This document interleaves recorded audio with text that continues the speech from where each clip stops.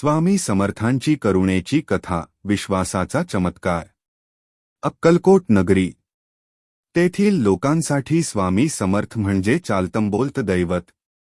कोणाच्या दुःखात धावून जाणारे, कोणाच्या अहंकाराला चिरडणारे, तर कोणाच्या श्रद्धेला बळ देणारे असे स्वामी समर्थ होते। एकदा अक्कलकोटमध्ये रामभाऊ नावाचा गरीब ब्राह्मण राहत होता। घरात वृद्ध आई, आजारी पत्नी आणि 2 लहान मुलं।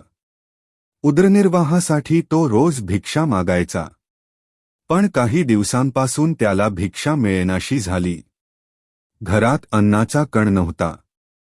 मुलं उपाशी, पत्नी आजारी आणि आई अशक्त। त्या दिवशी रामभाऊ पूर्णपणे खचून गेला। डोळ्यात अश्रू, मनात निराशा। तो थेट स्वामी समर्थांकडे गेला आणि रडत म्हणाला, स्वामी, मी तुमच्यावर पूर्ण विश्वास ठेवला, पण आज माझ्या घरात अन्न नाही। माझा विश्वास चुकीचा होता का? स्वामी समर्थ शांतपणे त्याच्याकडे पाहत होते। त्यांच्या नजरेत करुणा होती, पण चेहऱ्यावर कठोरता। स्वामी म्हणाले, रामभाऊ, आज तू काहीही मागू नकोस। फक्त अक्कलकोटमध्ये फिर आणि जे मिळेल ते स्वीकार। रामभाऊ गोंधळला। अन्न नाही, आशा नाही। तरीही स्वामींचा आदेश होता। तो गावात फिरू लागला।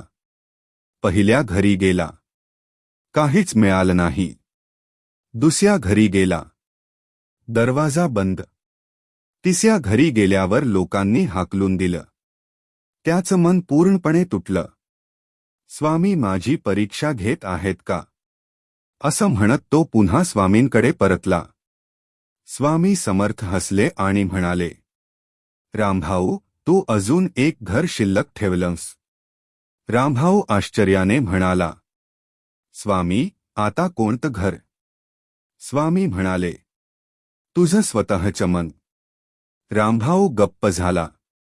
स्वामी पुढे म्हणाले, जोपर्यंत मनात भीती, शंका आणि अपेक्षा आहेत, तोपर्यंत कृपा दिसत नाही। पूर्ण शरणागती हवी। रामभाऊ तिथेच बसून डोळे बंद करतो। मनातून सर्व अपेक्षा सोडतो। फक्त एकच वाक्य म्हणतो, स्वामी, जसं ठरवाल तसं। थोड्याच वेळात एक श्रीमंत व्यापारी धावत येतो। स्वामींच्या पायावर लोटांगण घालतो आणि म्हणतो, स्वामी, आज स्वप्नात तुम्ही आलात। म्हणालात, रामभाऊच्या घरात अन्न पाठव, म्हणून हे सर्व घेऊन आलो। त्या व्यापाऱ्याने धान्य, कपडे, पैसे, औषधं सर्व काही दिलं। रामभाऊ रडू लागला, पण हे दुःखाचे नाही, हे कृतज्ञतेचे अश्रू होते।